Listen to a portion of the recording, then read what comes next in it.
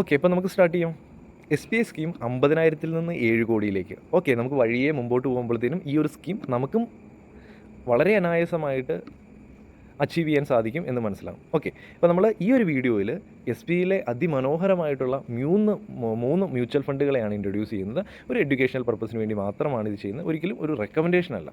Okay, അപ്പോൾ നമ്മൾ S B I investment ഓപ്ഷനെ കുറിച്ച് പറയുവാണെങ്കിൽ ഈ ഒരു എസ് ബി ഐയുടെ ഇൻവെസ്റ്റ്മെൻറ്റ് ഓപ്ഷനിൽ നമുക്ക് ഏകദേശം ആനുവലൈസ്ഡ് റിട്ടേൺ 44% റിട്ടേൺ ആണ് നമുക്ക് കിട്ടിക്കൊണ്ടിരിക്കുന്നത്.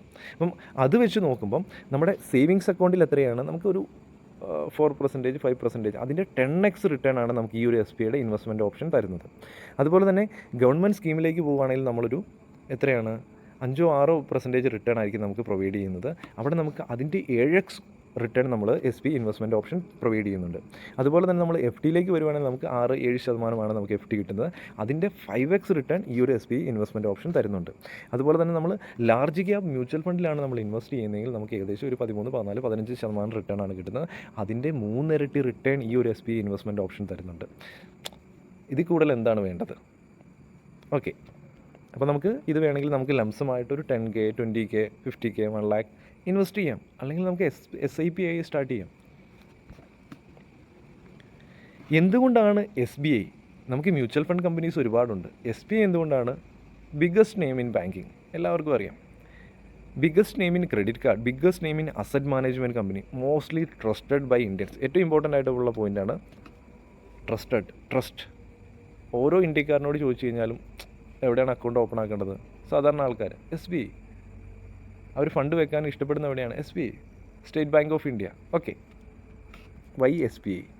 Okay, is mutual fund safe? ഒരിക്കലും അല്ല. എഫ് ടി സേഫ് ആണോ? അല്ല.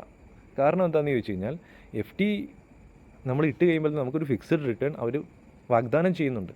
പക്ഷേ ഒരിക്കലും ഇൻ കേസ് ആ ഒരു ബാങ്ക് എന്തെങ്കിലും കാരണത്താൽ പൊളിഞ്ഞു പോയി കഴിഞ്ഞാൽ തീർച്ചയായിട്ടും നമുക്ക് ആ ഒരു എമൗണ്ട് നമ്മുടെ കയ്യിൽ നിന്ന് നഷ്ടമാകും.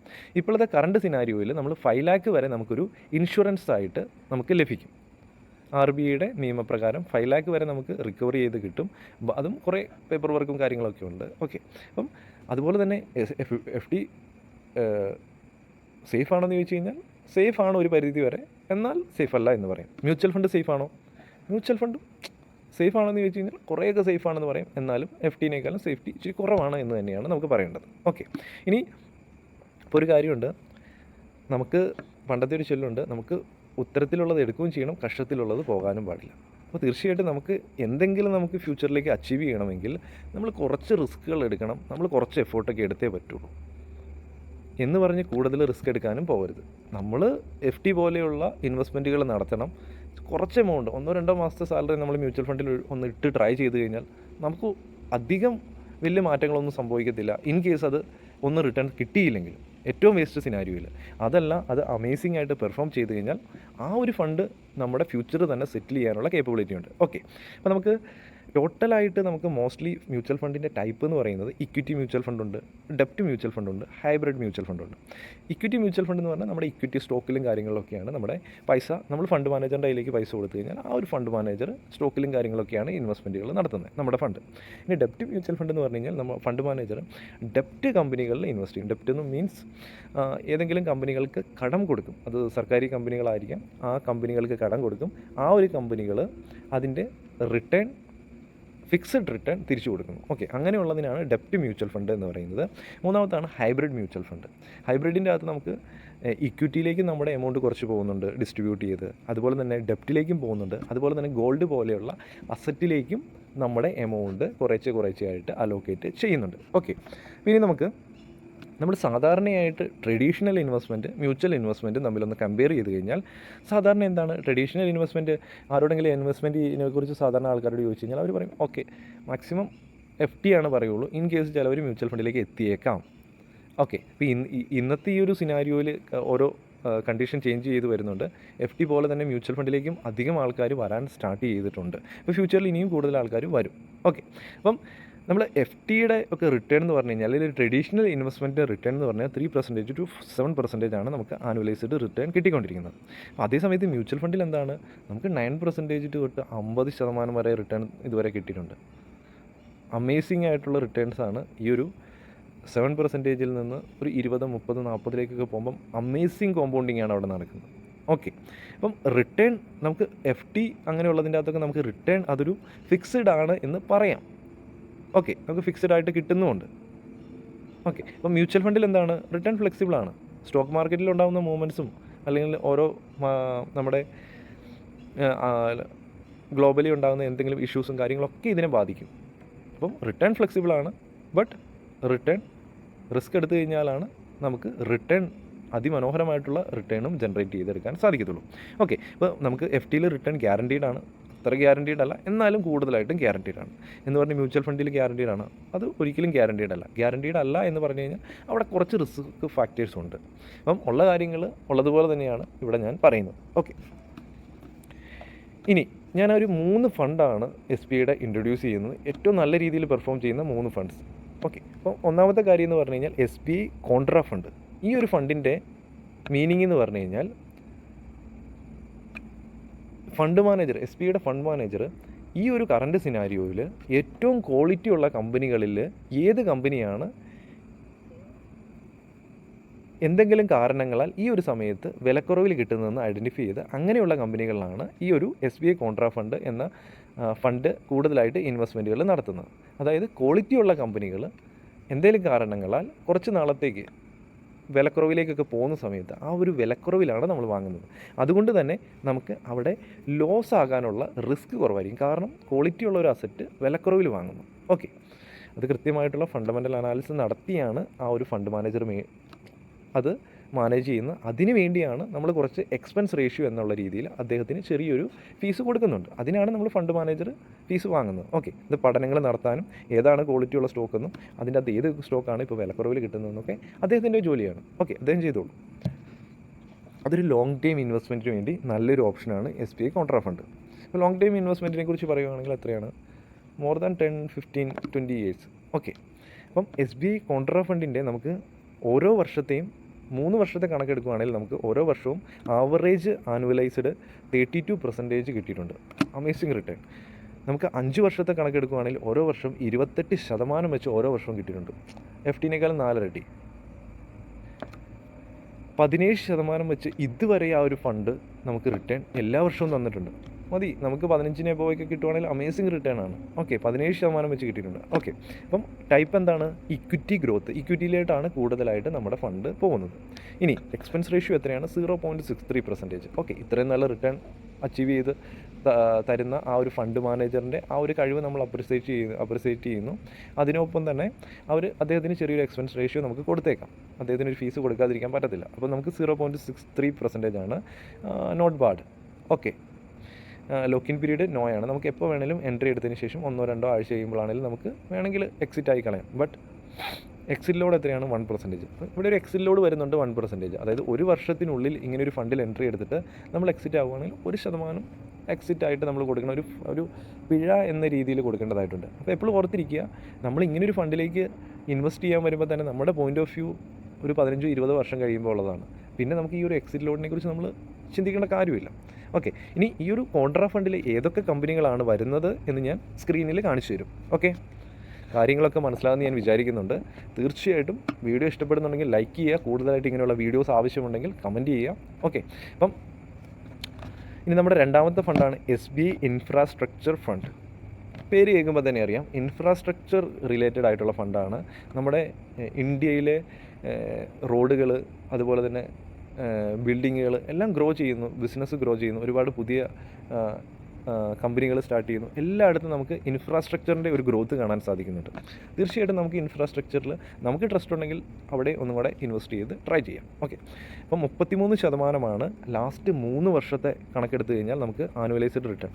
അമേസിങ്, ഓരോ വർഷം കിട്ടിയ റിട്ടേൺ ആണ്. ഓക്കെ, അതുപോലെ തന്നെ 5 വർഷത്തെ കണക്കെടുക്കുകയാണെങ്കിൽ 27% വെച്ച് ഓരോ വർഷം കിട്ടിയിട്ടുണ്ട്. Okay, good. പിന്നെ നമുക്ക് ഓൾ ടൈമിൽ 17%. Very good. ഇക്വിറ്റി ഗ്രോത്ത് ആണ്. ബട്ട് ഇവിടെ എക്സ്പെൻസ് റേഷ്യോ 1.36% ആണ്, ഇച്ചിരി കൂടുതലാണ്. ഓക്കെ, അപ്പോൾ നമുക്ക് എക്സ്പെൻസ് റേഷ്യോ ഒരു മ്യൂച്വൽ ഫണ്ടിൽ ഒരു 0.5, 0.6, 0.7, 0.8 അതിൽ കൂടി പോയി കഴിഞ്ഞാൽ കൂടുതൽ എക്സ്പെൻസ് റേഷ്യോ ആണ്. ട്രൈ. ഇത്രയും നല്ലൊരു റിട്ടേൺ കിട്ടിയിട്ടുണ്ട്, നമുക്ക് എക്സ്പെൻസ് റേഷ്യോ വേണമെങ്കിൽ കൊടുത്തേക്കാം, കുഴപ്പമില്ല. ഓക്കെ, പിന്നെ നമുക്ക് ലോക്കിൻ പീരീഡ് ഇല്ല, നമുക്ക് എപ്പോൾ വേണമെങ്കിലും എൻട്രി എടുത്തിട്ട് എപ്പോൾ വേണമെങ്കിലും മ്യൂച്വൽ ഫണ്ട് എക്സിറ്റ് ആകാൻ പറ്റും.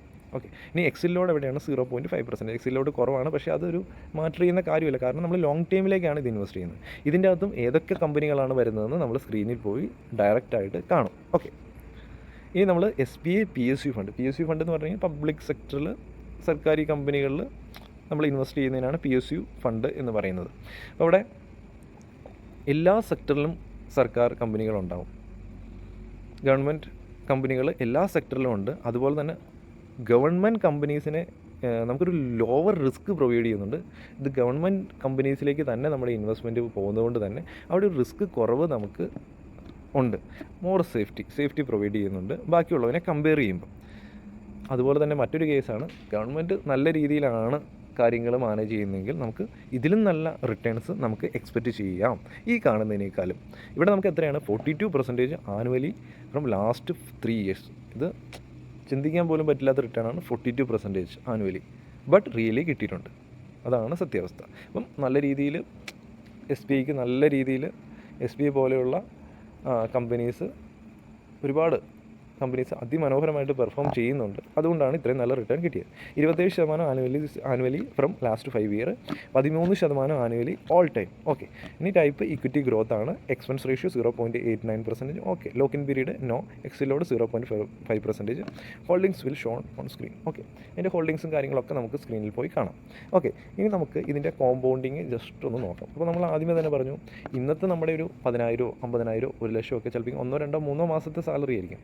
പക്ഷേ ആ ഒരു സാലറി ഒന്ന് ട്രൈ ചെയ്ത് നോക്കിക്കഴിഞ്ഞാൽ ഏറ്റവും വേസ്റ്റ് സിനാരിയോയിൽ അത്രയും എമൗണ്ടാണ് പോകത്തുള്ളൂ. അങ്ങനെ ഇതുവരെ പോയിട്ടുള്ള ചരിത്രങ്ങൾ കുറവാണ്. നല്ല റിട്ടേൺ ആണ് ഇന്ന് വരെ എല്ലാവർക്കും പ്രൊവൈഡ് കിട്ടിയിട്ടുള്ളൂ. ഇൻ കേസ് അങ്ങനെയൊന്നും ബെറ്റ് ചെയ്ത് കഴിഞ്ഞാൽ ഒരുപക്ഷെ ഇത് ഫ്യൂച്ചറിൽ ഇതുപോലെ വർക്കൗട്ട് ആയിക്കഴിഞ്ഞാൽ വർക്കൗട്ട് ആകാനുള്ള സാധ്യതകൾ നമുക്ക് കൂടുതലാണ് എന്ന് തന്നെ പറയാൻ പറ്റുള്ളൂ. കണക്കുകൾ അതാണ് സൂചിപ്പിക്കുന്നത്. ഓക്കെ, അപ്പം നമുക്കൊരു ആനുവലി നമുക്കൊരു റിട്ടേൺ ഒരു 20% നമുക്ക് അച്ചീവ് ചെയ്യാൻ പറ്റിക്കഴിഞ്ഞാൽ ഓരോ വർഷവും നമുക്കൊരു 10,000 രൂപ നമ്മൾ ഒന്നിച്ച് ഇൻവെസ്റ്റ് ചെയ്യുവാണെങ്കിൽ ഏതൊരു ഫണ്ടിലാണെങ്കിലും നമുക്ക് വേണമെങ്കിൽ ഒന്നെങ്കിൽ ഒരു സിംഗിൾ ഫണ്ടിൽ ഇൻവെസ്റ്റ് ചെയ്യാം 10,000 രൂപ, അല്ലെങ്കിൽ ഒരു 3 ഡിവൈഡ് ചെയ്ത് 3 ഫണ്ടിൽ നമുക്ക് കുറച്ച് എമൗണ്ട് ഇൻവെസ്റ്റ് ചെയ്യാം. നമ്മളാണ് തീരുമാനിക്കേണ്ടത്. ഓക്കെ, ഒരു 20 വർഷം കഴിയുമ്പോൾ അത് 3.83 ലക്ഷത്തിലേക്ക് എത്തും. 30 വർഷം കഴിയുമ്പോൾ 23 ലക്ഷത്തിലേക്ക് എത്തും. 40 വർഷം കഴിയുമ്പോൾ 1.5 കോടിയിലേക്ക് എത്തും. ഓക്കെ, അമേസിങ് ആയിട്ടുള്ള കാര്യമാണ്. ഇന്നത്തെ 10,000 രൂപ നാളെ കുറച്ച് നാൾ കഴിയുമ്പോൾ 1.5 കോടിയിലേക്കൊക്കെ എത്തുന്നത്. ഓക്കെ, അടിപൊളിയാണ്. ഇനി നമുക്ക് ഇന്നത്തെ ഒരു 50,000 രൂപയാണ് ഒന്നിച്ച് ഇൻവെസ്റ്റ് ചെയ്യുന്നതെങ്കിൽ അത് 19ലേക്കും 20 വർഷം കഴിയുമ്പോൾ 30 വർഷം കഴിയുമ്പോൾ കോമ്പൗണ്ടിങ്ങിൽ കഴിഞ്ഞ് 1 കോടിയിലേക്കും അത് 40 വർഷം കഴിയുമ്പോൾ 7.5 കോടിയിലേക്കുമാണ് എത്തുന്നത്. വളരെ ഒരു ബ്യൂട്ടിഫുൾ ആയിട്ടുള്ളൊരു കാര്യമാണ്. ഇൻഫ്ലേഷനും കാര്യങ്ങളും എല്ലാം ഒപ്പം നടക്കുന്നുണ്ട്. കുറേ പേര് കമൻറ്റ് ചെയ്യും ഇൻഫ്ലേഷൻ നടക്കുന്നുണ്ട്, അതുപോലെ തന്നെ ഇത്രയും നാളെ ആരാ ജീവിച്ചിരിക്കുന്നു. ഇത്രയും നാളെ ജീവിച്ചിരുന്നില്ലെങ്കിലും ഒരുപക്ഷെ ജീവിച്ചിരിക്കുന്ന കാലത്താണെങ്കിലും ഇതുപോലെയുള്ള റിട്ടേൺ കിട്ടിക്കഴിഞ്ഞാൽ ഉള്ള സമയം വരെ കിട്ടിക്കഴിഞ്ഞാൽ ഒരു വളരെ നല്ലൊരു കാര്യമാണ്. നമുക്ക് ഫ്യൂച്ചർ ഒന്ന് സെറ്റാകുന്ന രീതിയിൽ നമ്മളൊന്ന് സെറ്റ് ചെയ്ത് വെച്ച് കഴിഞ്ഞാൽ നമുക്ക് ഒരുപക്ഷെ ചെയ്തുകൊണ്ടിരിക്കുന്ന ജോലി ഒരു 45-50 വയസ്സിലാണെങ്കിലും എക്സിറ്റായി കുറച്ച് നാൾ നമ്മൾ ഒരു പീസ്ഫുള്ളായിട്ട് ജീവിക്കാനും വീണ്ടും കംപ്ലീറ്റ് ആയിട്ട് നമ്മൾ at the end of life വരെ വർക്ക് ചെയ്യാതിരിക്കാനും ഉള്ള സാഹചര്യങ്ങളാണ് ഞാൻ പറഞ്ഞു തരുന്നത്. ഉപകാരപ്രദമാകുന്നുണ്ടെങ്കിൽ മാത്രം എടുക്കുക. യുക്തിക്ക് അനുസരിക്കുന്നതാണെങ്കിൽ തീർച്ചയായിട്ടും സപ്പോർട്ട് ചെയ്യുക. ഓക്കെ, ഇനി നമുക്ക് 1 ലക്ഷം രൂപയാണ് നമ്മൾ ഇൻവെസ്റ്റ് ചെയ്യുന്നതെങ്കിൽ നമുക്ക് 38 ലക്ഷം രൂപ 20 വർഷം കഴിയുമ്പോൾ 30 വർഷം കഴിയുമ്പോൾ 2.37 crore. സിമ്പിളായിട്ട് ചോദിക്കുകയാണ്, നമ്മൾ ഒരു 20, 22, 23, 24, 25 വയസ്സൊക്കെ ഉള്ള ആൾക്കാർ സ്റ്റാർട്ടിങ്ങിൽ 30 വയസ്സിന് താഴെയുള്ളവർ തീർച്ചയായിട്ടും അവർക്കൊരു 20 വർഷത്തെ ഇൻവെസ്റ്റ്മെൻറ്റ് ഒരു 1 ലക്ഷം രൂപ അല്ലെങ്കിൽ 50,000 രൂപ ഇൻവെസ്റ്റ് ചെയ്ത് കഴിഞ്ഞിട്ടുണ്ടെങ്കിൽ അവർ ആ സ്റ്റാർട്ടിങ് ജോബ് സാലറീസ് 1-2 എടുത്ത് ഇങ്ങനെ ഡിസ്ട്രിബ്യൂട്ട് ചെയ്ത് ഇൻവെസ്റ്റ് ചെയ്ത് കഴിഞ്ഞാൽ ഒരുപക്ഷെ 50 വയസ്സൊക്കെ ആകുമ്പോഴത്തേനും അതിമനോഹരമായിട്ടുള്ളൊരു റിട്ടേൺ അവരുടെ കയ്യിലുണ്ടാകും. അതായത് ഒരു കോടികൾ 2-3 കോടികളിലേക്ക് അത് പോകും. അതുപോലെ തന്നെ അവർക്ക് ആ ഒരു ട്രസ്റ്റ് ഉണ്ടാകും ഇൻവെസ്റ്റ്മെൻറ്റിൻ്റെ അകത്ത്. അവർ കൂടുതലായിട്ട് പഠിക്കാനും കൂടുതലായിട്ടുള്ള പുതിയ എൻട്രീസ് എടുക്കാനും പോകാനുള്ള സാധ്യതകളുണ്ട്. അപ്പോൾ ഇത് വ്യക്തമായിട്ട് മനസ്സിലായെന്ന് ഞാൻ വിചാരിക്കുന്നു. താല്പര്യമുണ്ടെങ്കിൽ ചെയ്യുക, അല്ലെങ്കിൽ ഒരു ചെവി കൂടെ കേട്ട് മറ്റേ ചെവി കൂടെ എടുത്ത് കളയാനും സാധിക്കുന്നതായിരിക്കും. ഓക്കെ, അപ്പോൾ നമുക്കിനി മൊബൈൽ സ്ക്രീനിലേക്ക് പോകാം, കണ്ട് മനസ്സിലാക്കാം. ഓക്കെ, ഞാനിവിടെ ഏഞ്ചൽ വണ്ണിൻ്റെ പ്ലാറ്റ്ഫോം ഓപ്പൺ ആക്കിയിട്ടുണ്ട്. അപ്പോൾ നമുക്ക് സ്റ്റോക്കിൽ ഇൻവെസ്റ്റ് ചെയ്യാനും F&O സെക്ഷനിൽ മ്യൂച്വൽ ഫണ്ട് ഇൻവെസ്റ്റ്മെൻറ്റുകൾ നടത്താനൊക്കെ നല്ലൊരു പ്ലാറ്റ്ഫോമാണ്. നമുക്ക് സ്റ്റോക്കിലൊക്കെയാണ് ഇൻവെസ്റ്റ് ചെയ്യുന്നതെങ്കിൽ ഇവിടെ ഒരുപാട് ഡീറ്റെയിൽസ്, ഇവിടെ SIP തുടങ്ങാനും ഒരുപാട് ഓപ്ഷൻസ് ഇവിടെ അവൈലബിൾ ആണ്. അതുപോലെ തന്നെ സ്റ്റോക്കിൻ്റെ ഫണ്ടമെൻ്റൽ ടെക്നിക്കൽ അനാലിസിസ് നടത്തുന്നതിന് നല്ലൊരു പ്ലാറ്റ്ഫോമാണ്. മ്യൂച്വൽ ഫണ്ടിലേക്ക് വരുവാണെങ്കിൽ നമുക്കിവിടെ mutual fund, high return mutual ഫണ്ടുകൾ കണ്ടെത്തുന്നതിനും അതുപോലെ തന്നെ നമ്മൾ മ്യൂച്വൽ ഫണ്ടിൽ SIPകൾ സ്റ്റാർട്ട് ചെയ്യുന്നതിനും ഹൈ റിട്ടേൺ ഇൻഡെക്സ് ഫണ്ടുകൾ കണ്ടെത്തുന്നതിനും എല്ലാത്തിനും ഇവിടെ ഒരുപാട് ഓപ്ഷൻസ് അവൈലബിൾ ആണ്. ഓക്കെ, അപ്പോൾ ഇതിൻ്റെ അകത്ത് നമുക്ക് അക്കൗണ്ട് ഓപ്പൺ ആക്കാൻ താല്പര്യമുണ്ടെങ്കിൽ, ഏഞ്ചൽ വണ്ണിൻ്റെ അക്കൗണ്ട് ഫ്രീ ആയിട്ട് അക്കൗണ്ട് ഓപ്പൺ ആക്കാൻ താല്പര്യമുണ്ടെങ്കിൽ ഒരു അവസരമുണ്ട്. വീഡിയോയുടെ ഡിസ്ക്രിപ്ഷനിൽ ലിങ്ക് ഉണ്ട്. ആ ഒരു ലിങ്ക് ഉപയോഗിച്ചിട്ടാണ് അക്കൗണ്ട് ഓപ്പൺ ആക്കുന്നതെങ്കിൽ തീർച്ചയായിട്ടും ഫ്രീ ആയിട്ട് നിങ്ങൾക്ക് ഏഞ്ചൽ വണ്ണിൻ്റെ അക്കൗണ്ട് ഓപ്പൺ ആക്കാൻ സാധിക്കുന്നതായിരിക്കും. അപ്പോൾ തീർച്ചയായിട്ടും ഞാൻ പേഴ്സണലി ഏഞ്ചൽ വണ്ണി യൂസ് ചെയ്യുന്നുണ്ട്. നല്ലൊരു പ്ലാറ്റ്ഫോമായിട്ട് തോന്നി. അതുകൊണ്ടാണ് നിങ്ങൾക്കും താല്പര്യമുണ്ടെങ്കിൽ അക്കൗണ്ട് ഓപ്പൺ ആക്കാം. ഓക്കെ, അപ്പോൾ നമ്മൾ ആദ്യം തന്നെ SBI PSU ഫണ്ടാണ് എടുക്കുന്നത്.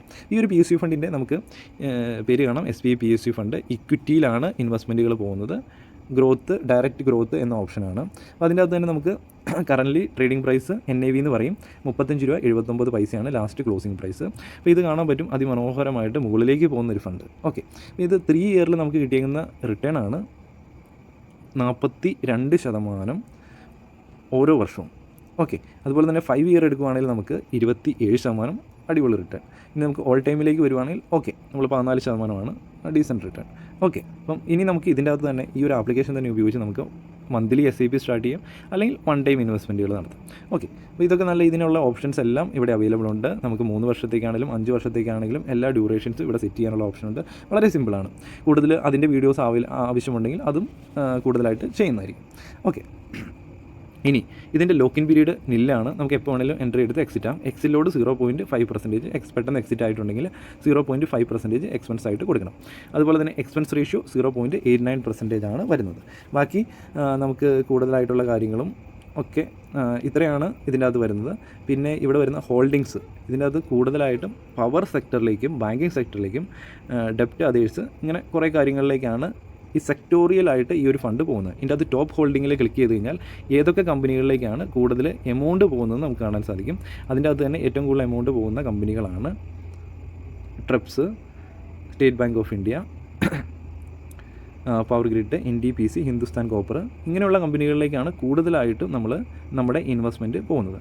ബാക്കിയുള്ള ഹോൾഡിങ്സും കാര്യങ്ങളൊക്കെ ഇവിടെ കാണാൻ സാധിക്കും. നിങ്ങളൊന്ന് ചെക്ക് ചെയ്ത് നോക്കുക. ഓയിൽ ഇന്ത്യ, ONGC, സെയിൽ, ഇങ്ങനെ ഇത്രയും കമ്പനികളിലേക്കാണ് നമ്മുടെ ആ ഒരു ടോട്ടൽ ഇൻവെസ്റ്റ്മെൻറ്റ് പോകുന്നത്. ഓക്കെ, അപ്പം കൊള്ളാം, ഒരു നല്ലൊരു ഫണ്ടാണ്. ഇനി നമുക്ക് ഉള്ള നെക്സ്റ്റ് ഫണ്ടാണ് SBI ഇൻഫ്രാസ്ട്രക്ചർ ഫണ്ട്. അപ്പോൾ അതിൻ്റെയും നമുക്കിവിടെ കാണാൻ സാധിക്കുന്നുണ്ട്. ഡയറക്റ്റ് ഗ്രോത്ത് ആണ്, ഇക്വിറ്റി ആണ്. ഇത് നമുക്ക് 3 ഇയറിൽ 33% റിട്ടേൺ കിട്ടിയിരിക്കുന്ന ആവറേജ്. 5 ഇയറിലാണെങ്കിൽ നമുക്ക് 27% ഇതും. അതുപോലെ തന്നെ നമ്മൾ ഓൾ ടൈം നോക്കുകയാണെങ്കിൽ നമുക്ക് 17%. ഇത് ഓൾ ടൈമിൽ നല്ലൊരു ഫണ്ടാണ്.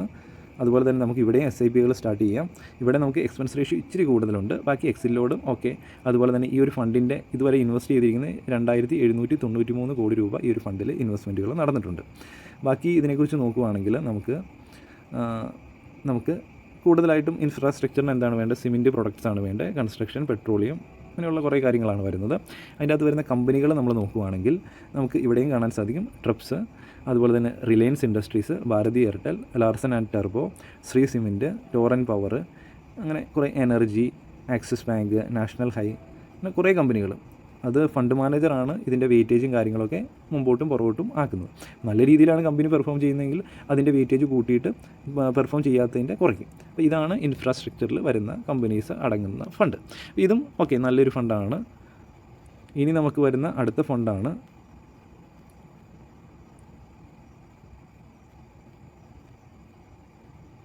SBI contra fund. അപ്പം ഈ ഒരു ഫണ്ടിനെ കുറിച്ച് നമ്മൾ ഡിസ്കസ് ചെയ്തു. നമ്മൾ 3 ഇയറിൽ നമുക്ക് 30% സംതിങ് ആണ് റിട്ടേൺ. അതുപോലെ തന്നെ 5 ഇയറിൽ നമുക്ക് വരുന്ന റിട്ടേൺ എന്ന് പറയുന്നത് 28%. അടിപൊളി റിട്ടേൺ ആണ്. അതുപോലെ തന്നെ ഓൾ ടൈമിൽ നമുക്ക് ഏകദേശം 18% റിട്ടേൺ ഇവിടെയും കിട്ടുന്നുണ്ട്. ഇവിടെ നമുക്ക് ഇതിൻ്റെ NAV എന്ന് പറയുന്നത് 387 രൂപയാണ് ഒരു ക്വാണ്ടിറ്റി വാങ്ങുന്നതിന്. ഇവിടെ നമുക്ക് SIPയും കാര്യങ്ങളൊക്കെ തുടങ്ങാം, അല്ലെങ്കിൽ വൺ ടൈം ഇൻവെസ്റ്റ്മെൻറ്റുകൾ നടത്താം. എക്സിലോട് 1% ആണ്. ലോക്കിൻ പീരീഡ് ഇല്ല. Expense ratio okay. അതുപോലെ തന്നെ നമുക്ക് ഇതിൻ്റെ ഫണ്ട് നോക്കുവാണെങ്കിൽ 29,585 കോടിയാണ്. അപ്പം വളരെ വലിയ ഫണ്ടാണിത്. ഓക്കെ, ഒരുപാട് പേര് ഇൻവെസ്റ്റ് ചെയ്തിട്ടുള്ളൊരു ഫണ്ടാണ്.